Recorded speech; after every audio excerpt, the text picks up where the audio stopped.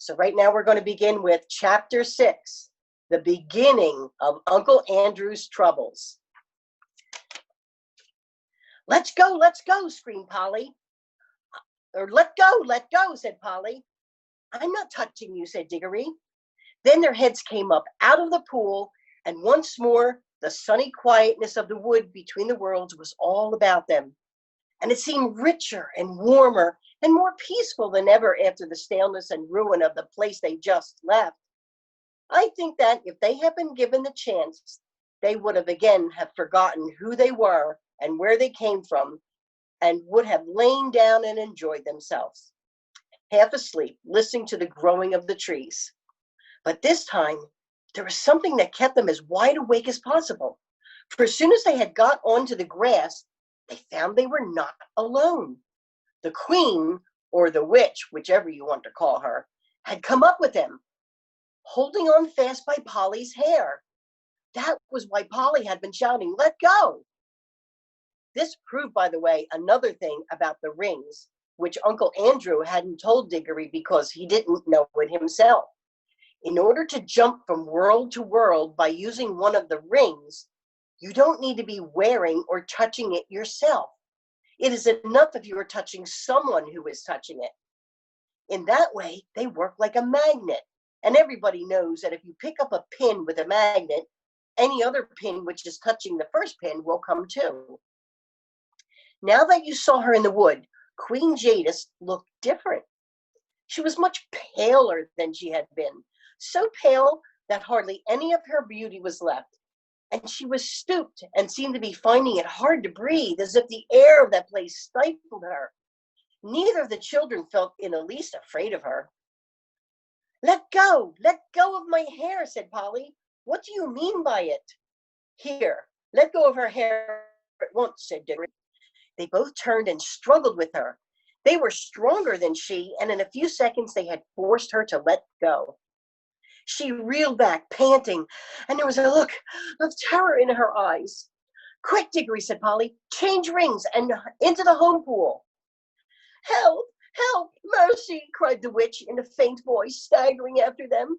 Take me with you. You cannot mean to leave me in this horrible place. It's killing me. It is a reason of state, said Polly spitefully, like when you killed all those people in your own world. Do be quick, Digory. They had put on their green rings, but Digory said, Oh, bother, what are we to do? He couldn't help feeling a little sorry for the queen. Don't be such a fool, said Polly. 10 to 1 she's only shaming us. Do come on. And then both children plunged into the home pool. It is a good thing we made that mark, thought Polly, but as they jumped, Digory felt a large cold finger and thumb that had caught him by the ear, and as they sank down and the confused shapes of her own world began to appear, the grip of that finger and thumb grew stronger. The witch was apparently recovering her strength. Digory struggled and kicked, but was not sure of the least use. In a moment, they found themselves in Uncle Andrew's study, and there was Uncle Andrew himself, staring at the wonderful creature that Digory had brought back from beyond the world. And well he might stare. Digory and Polly stared too. There was no doubt that the witch had got over her faintness, and now that one saw her in her own world with ordinary things around her, she fairly took one's breath away. In Charn, she had been alarming enough. In London, she was terrifying. For one thing, they had not realized till now how very big she was. Hardly human was what Digory thought when he looked at her. And he may have been right, for some say there is a giantish blood in the royal family of Charn. But even her height was nothing compared with her beauty, her fierceness, and her wildness. She looked 10 times more alive now than most people one meets in London.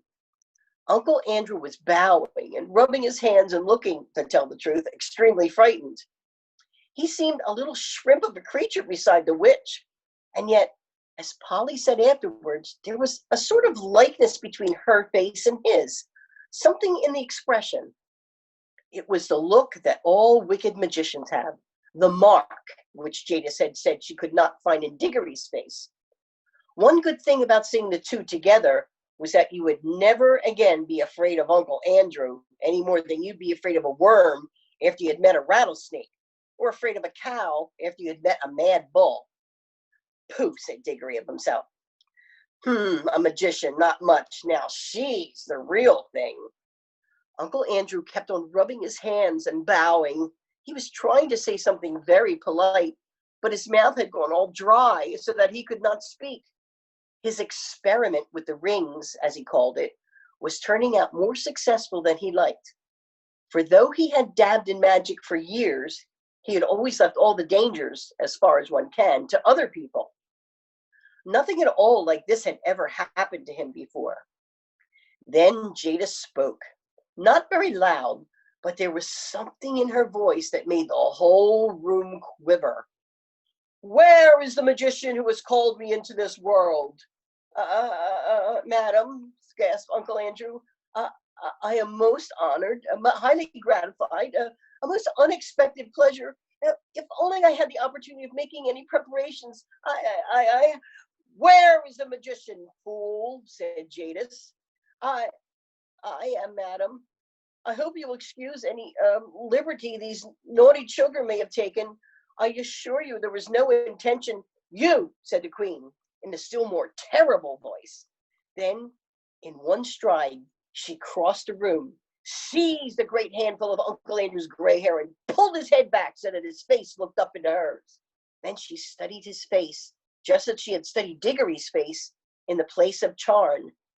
He blinked, licked his lips nervously all the time.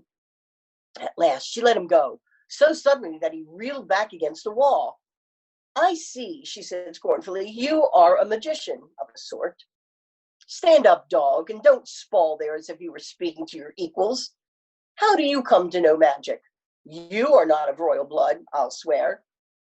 Well, not perhaps in the strict sense, stammered Uncle Andrew.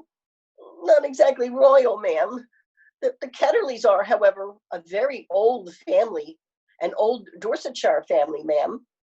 Peace, said the witch. I see what you are. You are a little peddling magician who works by rules and books. There is no real magic in your blood and heart. Your kind was made an end of in my world 1,000 years ago. But here, I shall allow you to be my servant. I should be most happy, delighted to be of any service. A pleasure, I assure you. Peace, you talk far too much. Listen to your first task. I see we are in a large city. Procure for me at once a chariot, or a flying carpet, or a well-trained dragon, whatever is your usual for royal and noble persons in your land. Then bring me to places where I can get clothes and jewels and slaves for my rank. Tomorrow I will begin the conquest of the world. I'll go and order a cab at once, gasped Uncle Andrew. Stop, said the witch, just as he reached the door. Do not dream of treachery. My eyes can see through walls and into the minds of men. They will be with you wherever you go. At the first sign of disobedience, I will lay such spells on you that anything you sit down on will feel like a red-hot iron. And whenever you lie in bed, there will be an invisible blocks of ice at your feet. Now go. The old man went out, looking like a dog with its tail between its legs. The children were now afraid that Jadis would have something to say to them about what had happened in the wood. As it turned out, however, she never mentioned it, either then or afterwards. I think, and Digory thinks too, that her mind was of a sort which cannot remember that quiet place at all.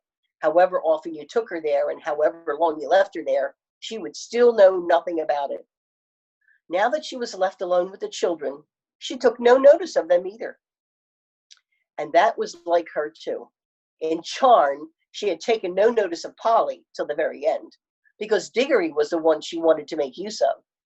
Now that she had Uncle Andrew, she took no notice of Digory.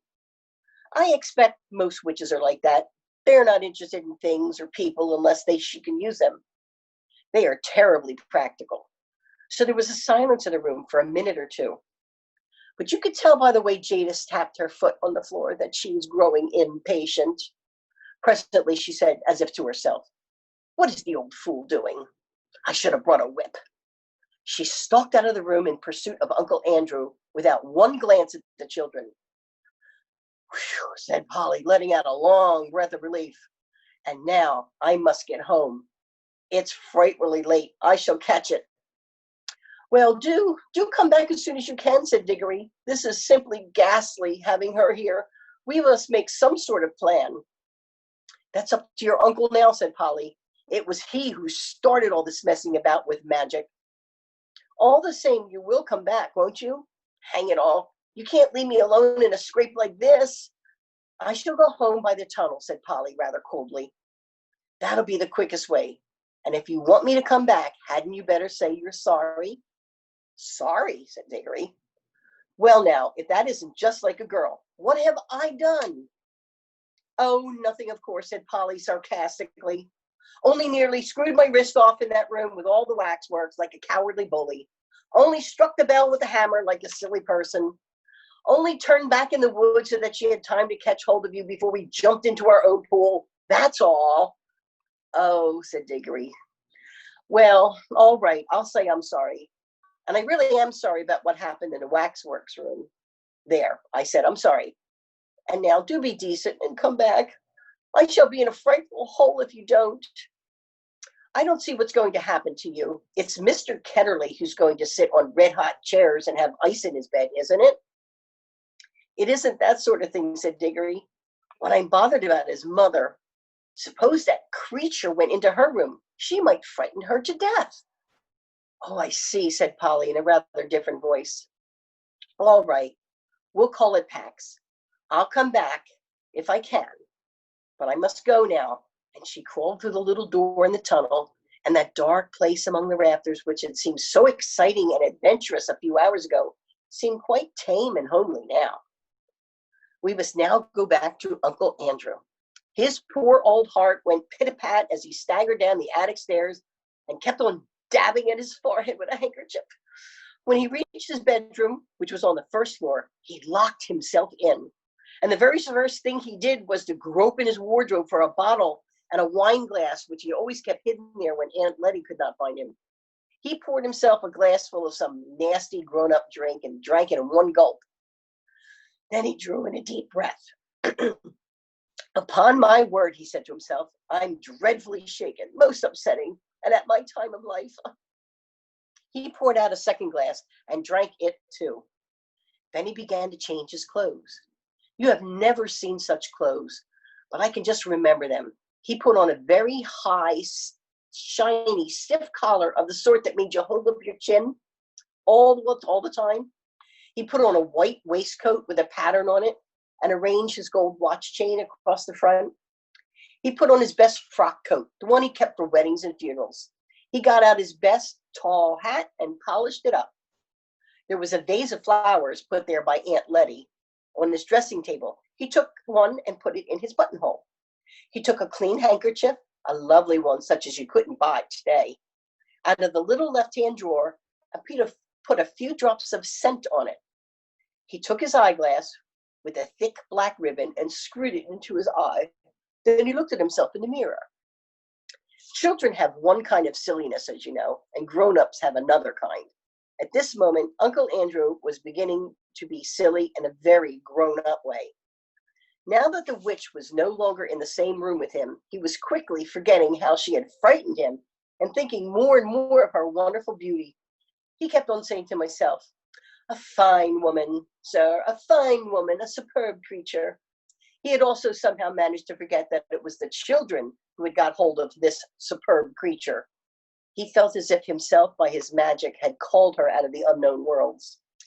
"Andrew, my boy," he said to himself as he looked in the glass, "you're a devilish well-preserved fellow for your age, a distinguished-looking man, sir." You see, the foolish old man was actually beginning to imagine the witch would fall in love with him. The 2 drinks probably had something to do with it, and so he had his best clothes, but he was, in any case, as vain as a peacock. That was why he had become a magician.